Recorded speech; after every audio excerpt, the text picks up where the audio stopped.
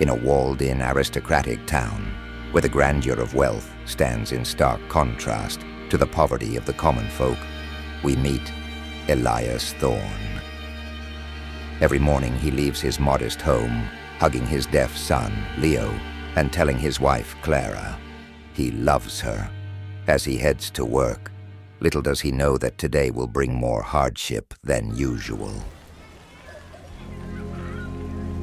His job as a tax collector brings him face to face with the town's struggles.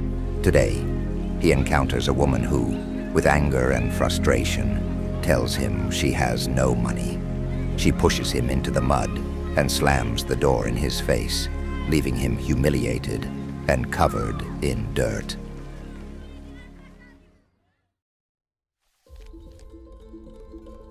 In the gluttonous governor's opulent mansion, a courier delivers a letter from the king. The letter demands that the governor address the poor tax collection in his region or face dire consequences. The governor, well-fed and self-satisfied, knows he must act swiftly to avoid the king's wrath. The governor summons Elias to his chamber, displeased with the meager collection. After blaming the people's greed, he dismisses Elias with a pittance and calls for the reverend. The reverend denounces the governor's manipulation, refusing to preach for higher taxes any longer. Enraged, the governor devises a sinister plan to deal with the defiant reverend. At home, Elias faces another battle.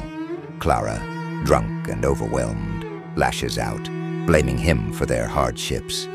He silently supports her through her tears, even as his own heart breaks.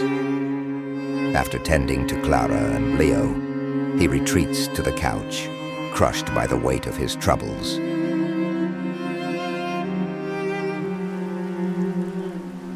Struggles persist. Elias endures insults, protests, and mud, while the governor's payments dwindle. Each day he battles despair, trudging home, crushed by exhaustion and rising hopelessness. One fateful evening, Elias's world collapses. He finds Clara with another man. The confrontation is explosive. She accuses him of failure and leaves him in her anguish. Devastated, he falls to the ground. Leo, with tears running down his cheeks, runs to his father as they embrace.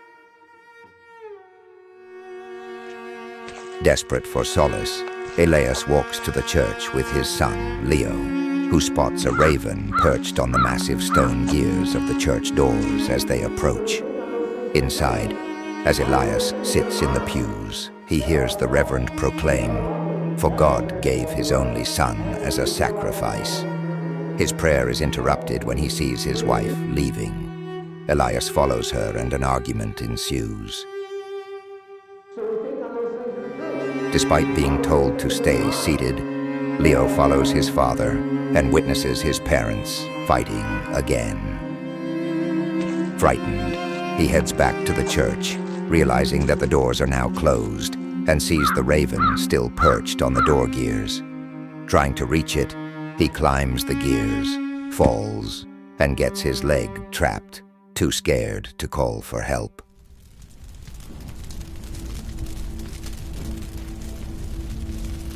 Meanwhile, 3 of the governor's minions sneak to the back of the church and hurl Molotov cocktails through the windows, setting the building ablaze, a fiery message from the governor to those who dare oppose him. After Clara abandons him again, Elias spots thick smoke rising from the church. With tears in his eyes, he races back to find the grand church ablaze, the roof collapsing. Without hesitation, he removes the wooden board blocking the door and rushes to the lever. As he begins opening the door, he sees his son trapped in the gears 40 feet away. Pressed for time, with screams and the smell of burning flesh overwhelming him, Elias pulls the lever, crushing his son as people flood out of the church.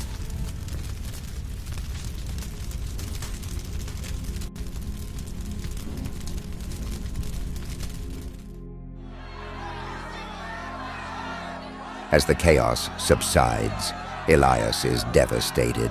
Someone points at him and yells, "He was holding the door shut. He did this." The crowd turns on him, their anger growing. Before he can defend himself, a blow to the head knocks him unconscious. In a daze, Elias is dragged to the gallows alongside the governor and a stranger. As they're tied up, the governor shouts, "I did what I had to." The stranger turns to Elias and says, "I saw you outside the church. I know what you really did. This is wrong. They are evil." Elias calm responds, "Forgive them, for they know not what they do." As the three men are hanged and their bodies tossed into the river to be forgotten, Elias's body eventually washes up on a riverbank. A powerful voice can be heard. "I, the Lord, have called you in righteousness and will hold your hand. I will keep you and give you as a covenant to the people, as a light to the outsiders, to open blind eyes, to bring out prisoners from the dungeon, releasing those that sit in darkness. Rise, Elias,